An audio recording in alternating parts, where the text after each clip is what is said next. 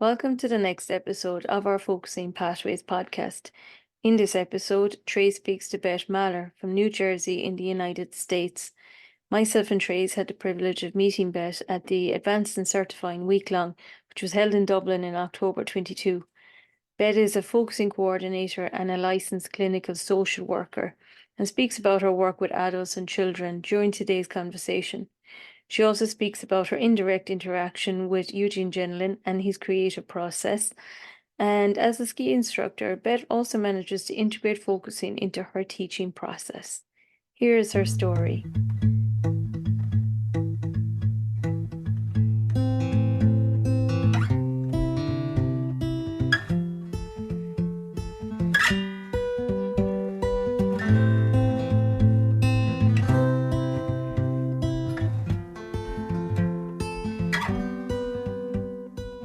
Hi, Beth. It's lovely to see you, and thank you so much for joining us for our Focusing Pathways podcast. Thank you for having me.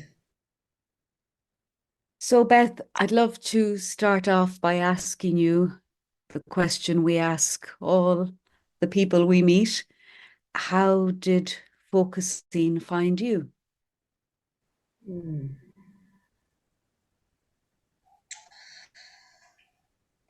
Yeah, focusing found me in a therapy office. It was a therapist, a family therapist that I went with family. And she was actually an EMDR specialist, but she also is a very special person in New Jersey. We call her our New Jersey Queen Bee, Eleanor Busher. And she had invited focusing into a process. And I was intrigued. I was intrigued by this. I had never heard of this. And it was, I think, the interaction of the difficult time in my life and this trusted space, place, and person that invited focusing into that interaction stimulated that intrigue in me. And she was one of those people that didn't stop there at one time, but then invited you into, oh, so and so is coming to facilitate a workshop on focusing in my office in a month. I think you should come. And so is coming to my office to do a 3-part series. And so the intrigue just kept sort of finding me and pulling me. So it was both a descendant of Eugene Genlin, but also focusing and the process and the person who invited me further into it, Eleanor Busher. Mm. Mm. And do you remember, Beth, what it was that intrigued you in the beginning, or what most stayed with you, or what was it about it that made you want to know more or experience more? Mm-hmm. Mm-hmm. Yeah, the this one line that really captured my heart is that where not knowing is where focusing begins.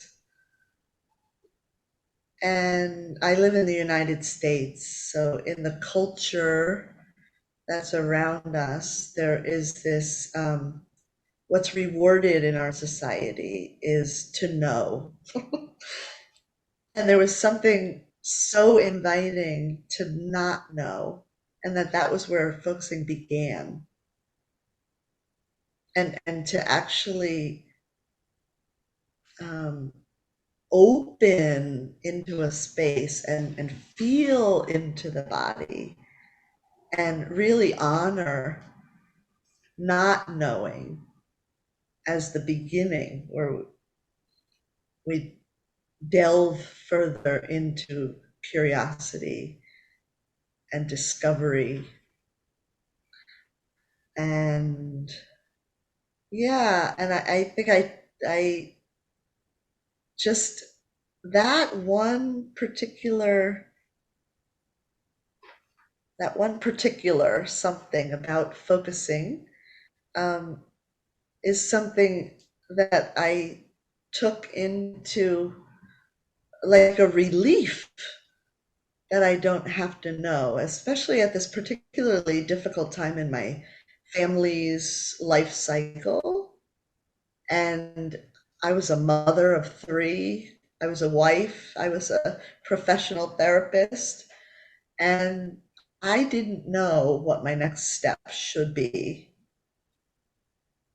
And that the beginning of focusing is that, like, not knowing is allowed, and not just allowed, it's really like this place where we invite ourselves to pause further and not know and Mm. bring curiosity.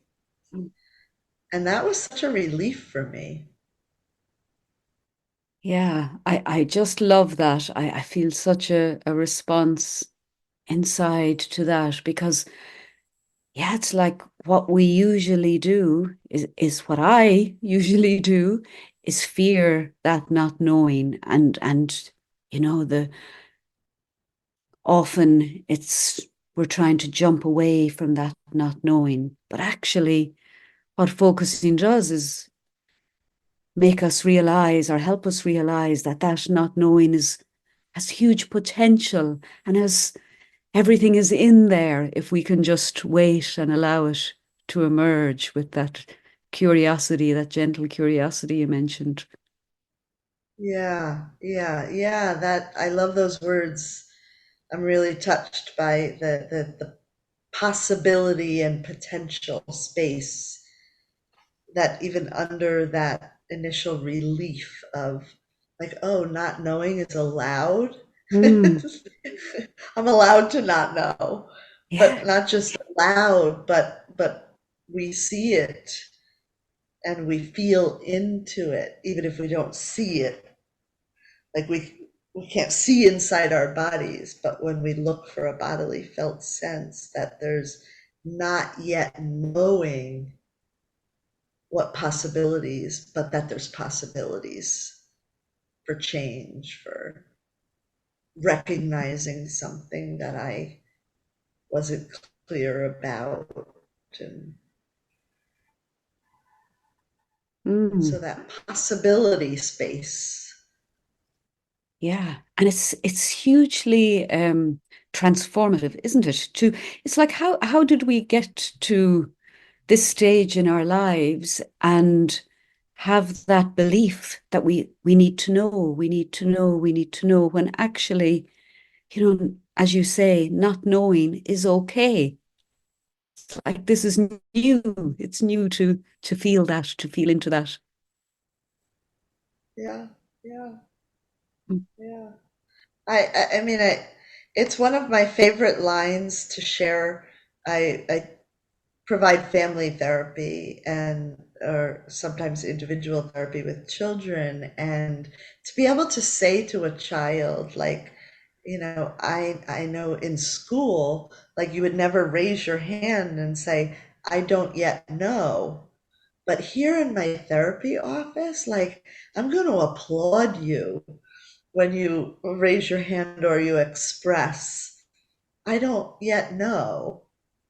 I Mm. don't know, because of this knowing, that, like, that willingness of a child or an adult or any age to begin at that doorway Mm, where focusing begins, mm, to say, even name, I don't know something about this. mm. Yeah. And I get this big smile often on children's faces because they're like, I don't have to know. I could raise my hand and not know, or I'm not being tested. In our education system in the United States, there's a lot of, you know, whoever raises their hand because they know the answer in school is rewarded. And there's not the space to raise your hand and say, I don't, I don't yet know. And that doesn't Mm, get rewarded.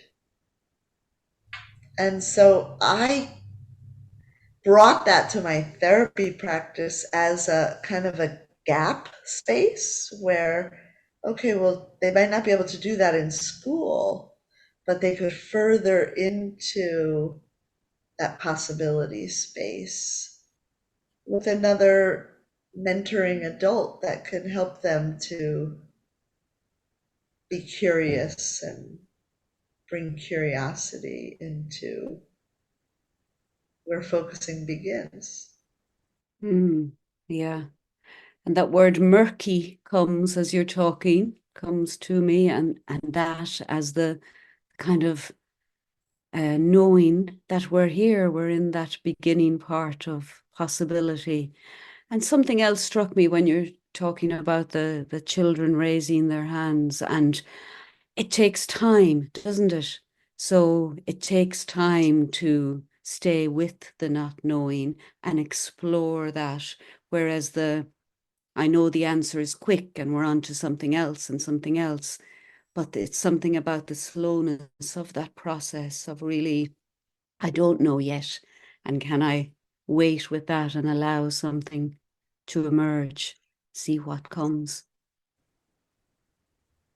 Right, right. That's so important in focusing to even name I don't know yet, and then to pause and invite the inquiry into like locating something in a bodily felt way, and that taking that time, inviting ourselves to step into that time space of waiting, not knowing, and the practice of that, like you said, that like, yeah, it's scary sometimes. Maybe I don't want to find out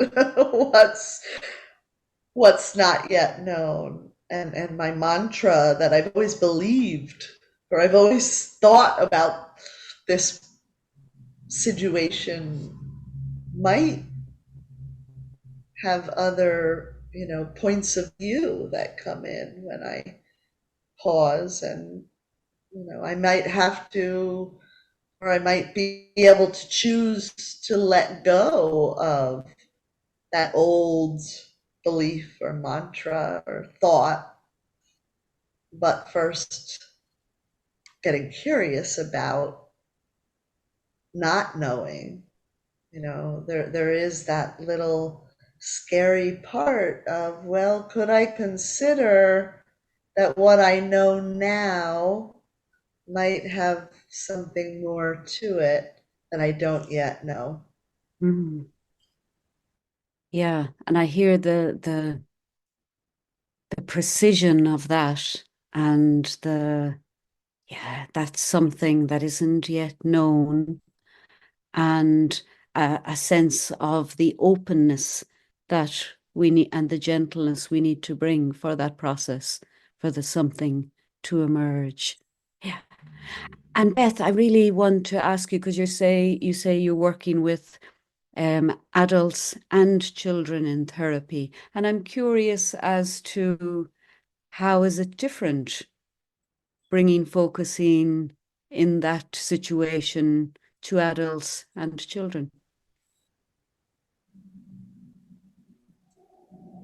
From my experience, children have a lot less layers of like taught experiences of how not to find a felt sense.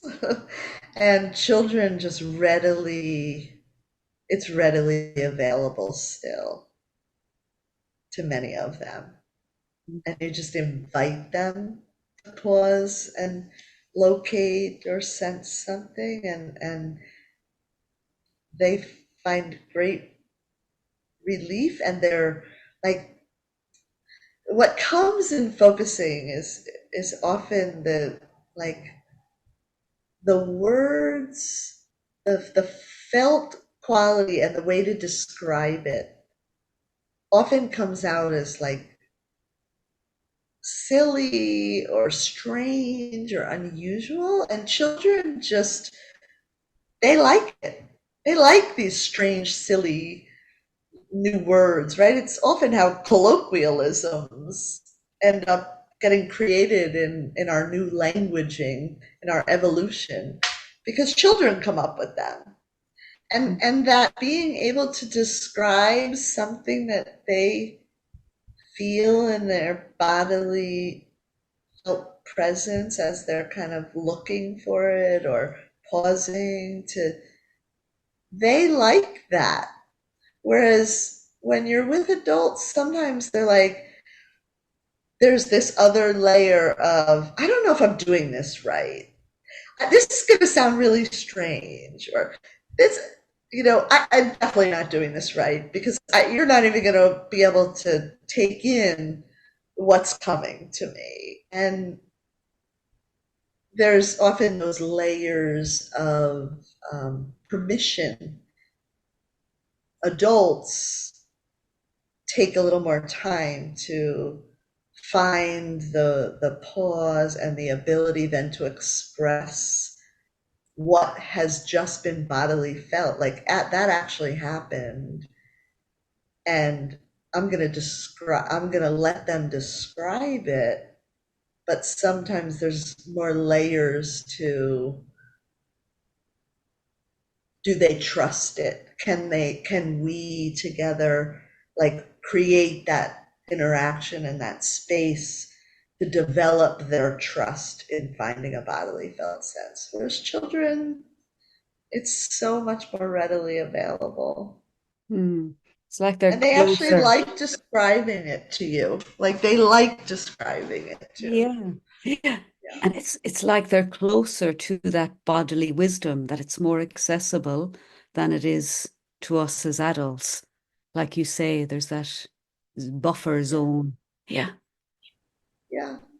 Mm. Yeah. And I mean, Eugene Genlin did not invent it, did not, he found a way to help people make it findable, but it's something we all already know how to do. And so Mm. children, and being with them with a focusing process, you could really see that and feel that. We are all close to it and have that potential. Mm. Yeah. And Beth, when you mention Eugene Genlin, I know that you had a very special experience after his death, and I'd love you to tell us about it. Yeah, so I was got involved in focusing when he was already aging. Eugene Genlin died when he was 90 years old, lived a long, wonderful life, and stayed involved in focusing communities and teaching and training. But I never met him personally. I was at a workshop where he maybe came in by Zoom, and that was the closest I got to him. But then there was this opportunity for me, where I got to be close to him, and in his home after he died, Catherine Torpy, the executive director of the Focusing Institute, had invited a number of people in the local area to help to box up um, the gifts of Eugene Jennings' intellectual property that he had gifted in his will to the Focusing Institute.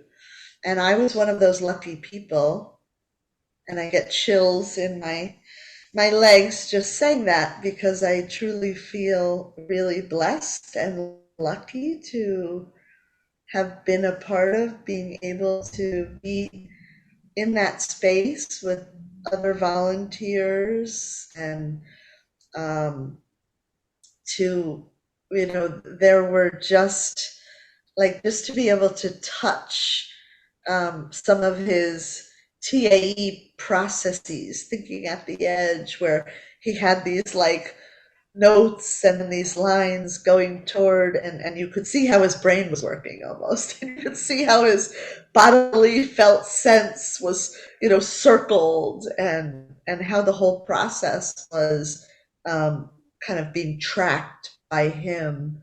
And, we came across his original dissertation, which, eventually turned into experiencing and the creation of meaning, and the process model, and the focusing, his original focusing book. And there he still had the pages with red marks and editing notations, and then there were, stages and changes of his different processes in that, and just to be able to bear witness to the heart and the work and the effort and the energies of him that were still there in paper form. I know we're so much on computers now, and I don't know, to me, touching paper still has a lot of meaning. And so to be a part of that process. And at the time, we were boxing it up, but this became like an incredible project that the Focusing Institute took on in developing their website and creating this incredible Genlin online library that we have for free on the focusing.org website. And so to see it from this small group of volunteers who spent time together just boxing it up and bringing it to the temporary home of a storage facility, and then the work that has gone on beyond that, of people taking it out from that place and developing the Genlin online library, and other things that have come from that. It was a meaningful way to meet Genlin. Rob Parker, who was very essential in Eugene Genlin's last months of his life, was there as well, and he knew him so well, and he just shared stories with us throughout the day of there was a chair outside that Eugene Genlin would sit, and he had this beautiful tree, and they would watch nature and the squirrels together. And the day we were there, this tree had shed these beautiful pink flowers, and it was blanketing his yard. And Rob was just describing to us the different times of the day that he would like to sit there, because the light glistened on this tree in a particular way, and just to be able to experience Eugene Genlin from the community of focusers that took part in that is my gift and treasure, the way that I met Eugene Genlin after he died. That's so special to me. That's such a lovely story, Beth. Yeah, and I love the way you described that, the way you met Eugene Genlin, and the privilege of being a part of that. Wow, it's really incredible.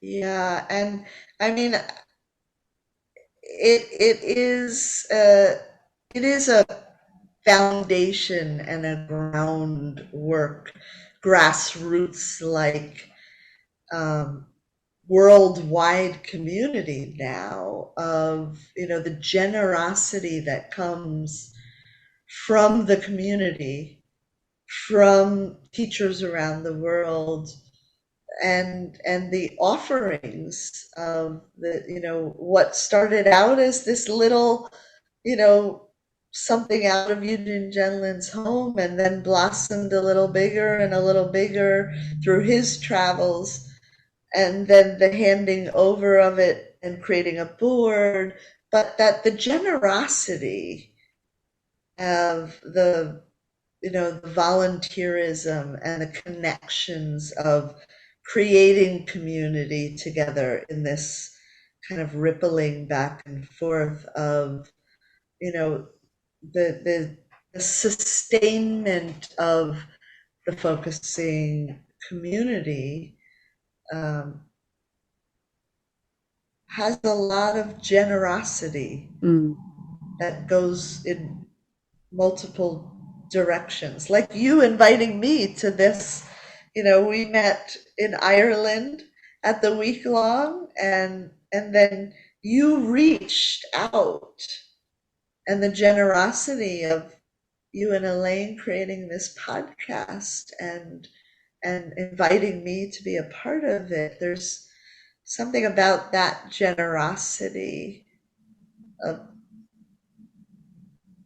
is integral to me in my focusing practice, in my focusing life. And without that, I may not have stayed as long. And I'm sustaining in it because it gifts me with something, and it also gifts the world with something when you could be a part of a community that has a foundation of generosity. Mm. And that was Jean's wish, wasn't it, to have focusing accessible in such a way that everybody would be able to enjoy it and avail of it and use it to enhance their lives. Yeah, yeah. So generosity is a good word. Okay, so we're coming to the end, Beth, and I know you teach skiing, and I'm really curious whether focusing is something that comes into that experience of skiing and of teaching skiing, and if so, how? Mm, yes, that is an absolute yes. Um, some of the ways that it comes in is so there's like, as you practice focusing and as you get more in tune to your own bodily felt senses, there's also like this interactive felt resonance that we feel, and we can kind of use our own bodily felt sensing to tune into another person, like a tuning fork for a piano or an instrument. And I use that instrument when I'm teaching skiing, and I often can feel into someone's nervousness that they might not be talking about, or their worry, and I can bring a question and to invite them to be curious about. Or I use the snow and the ground I'm a real focusing in nature oriented person. I've I've run retreats, beach retreats, and used the ocean and the sand and the earth. And so on snow and teaching skiing, I invite my clients to take their skis off and get grounded. And we make snow angels, and we, connect to the earth. And I talk them into connecting to their bodily felt sense of the situation there. They're learning something brand new, and they're trying to slide on these long skis as opposed to walking or jogging on their feet, which they're very familiar with. And so I do a lot of like inviting them to get grounded, and we use the snow and the surface, and we use the environment around us to look farther and see their surroundings, but also to feel into. And so I use myself as like that, sensing the resonance by being near my client on the ski mountain, and then using the environment around me, like the getting grounded on the snow, laying on their back, or just sitting down in it, or making footprints with their boots, noticing the slidiness of their skis, and what shapes it makes in snow, and then helping them to find a felt sense of how that is for them. Gosh, I love that because I can imagine, I've never skied, but I would love to. And I can imagine how, that process of connecting with the environment first and of really checking in first and grounding and connecting with the felt sense must be such a preparation to the actual skiing. It's like, yeah, makes such sense. Mm-hmm. Yeah. Mm. Environment to be able to bring focusing. And I mentioned that I'm a therapist and I bring focusing there, but focusing is, as Mary Hendricks Genlin says in one of her videos, focusing is not just for therapists. Focusing is for everyone. And that is what um, is near and dear to my heart, but that really was so palpable for me in wanting to practice and practice regularly so that I could develop like muscles. We strengthen our heart by going for a jog or a run, this muscle of felt sensing, so that we can have these resonant feeling into someone else and being that person with another person that can pay attention to that felt resonance in an interaction with someone. And that focusing with other people and bringing it onto snow and bringing it into skiing and is, I guess what I hope, and I know there's people doing that throughout the world, and that brings me happiness. Yeah. And the potential of that and the possibilities of that. Yeah. Thank you so much, Beth. It's been so lovely to chat and hear all about focusing in your life. And thank you for sharing. It's been a delight. Yeah, thanks for having me. Yeah, and thank you to Elaine for doing all the behind the scenes as well. Yeah. Thanks a lot.